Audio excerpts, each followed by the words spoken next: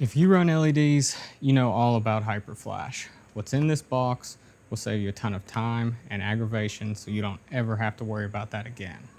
This is an absolute must-have for any GMT 800. So let's get right into it.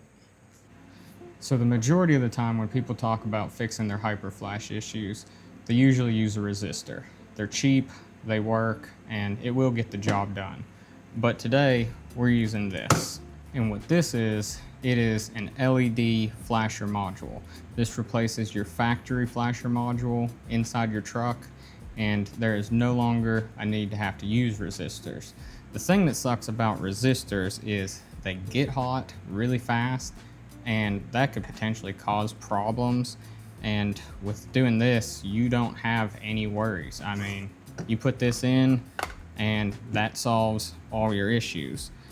The deal with the resistors, you can buy a 10-pack of them for like 10 bucks really. I mean, they're not expensive and they do work, but you'll have to use 4 per vehicle. You have to put one on each side of the headlights and then each side of the taillights. So, I mean, it costs 4 bucks to do the resistors really.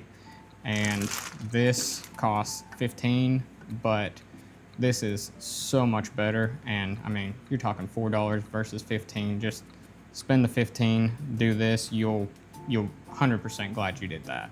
You don't have to wire anything up.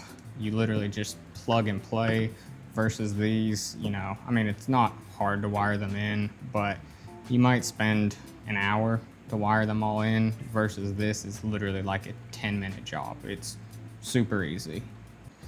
I don't know why I've never used these before, because I've literally put LEDs in every single vehicle I've had, and for whatever reason I always just run the resistors and spend all the time wiring them up, and you know, it's just aggravating. But I'll show you how stupid simple this is to put one of these modules in, and it takes no time at all. So I'll show you how to do that. Now obviously I got my truck torn to pieces right now, but it's really simple. All you gotta do, pop off your dash bezel up here, and then this bottom cover, you'll have, I believe, 3 7mm screws down there, and then the top will pop off right through these clips there and over there. And then once you get that off, this is all you're looking for. Just this piece right here. It's super simple to get to, and we'll put the new one in, take the old one out, and that is literally all you have to do. I mean, it's 5 minutes of work. Like, you can't beat that.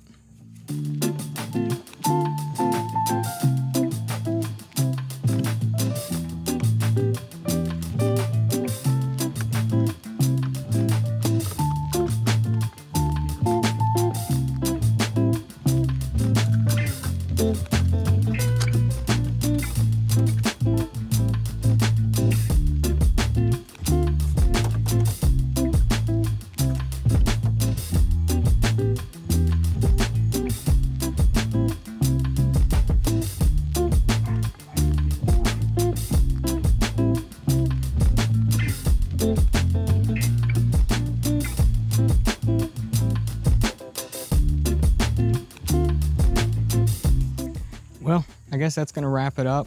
I know video wasn't very long, but super simple, wasn't complicated at all.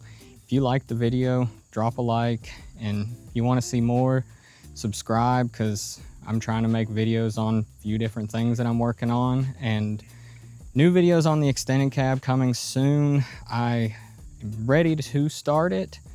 It's just, I'm waiting on one more thing, and it's just been a total pain. I'm not even gonna get into that, but yeah, I hope you enjoyed the video. If you've ran those modules before, drop a comment, let me know, because I've never done them. I've just always, for whatever reason, done the resistors, but this was so much simpler, and I'll never not do those modules again. But hope you enjoyed the video. More coming soon. We'll see ya.